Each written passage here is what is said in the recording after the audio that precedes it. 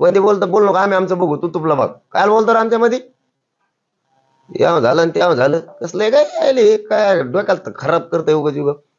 त्या सर्वांनी असंही म्हटलेलं आहे की जरांगी तुमची 12 इंचाची छाती आहे थोडं काळजी घ्या आता नाव सांगतो उद्घडणार ती कामातून गेलेला माणूस आहे, जाऊ दे राव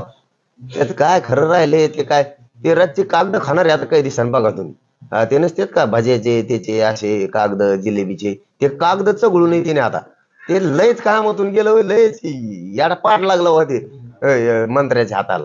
त्याला काही कळतच नाही एवढं मोठं असून काही बोल बरं मपली 6 इंचाची असून 2 इंचाची असून तो 100 इंचाची काय कलर तो कांदे खाल्ले काय खाल्ले रे मध्ये बोलतो बोल नको आम्ही आमचं बघू तू तुपला बघ काय बोलतो रे आमच्यामध्ये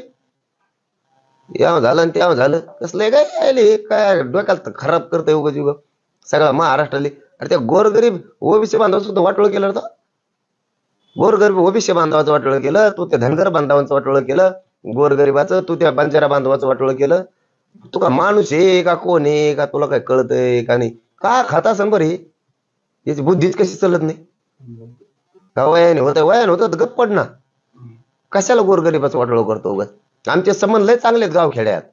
कशाला बिघडितो तू हो रोज ताटात जेवतो आम्ही चहा पितो राव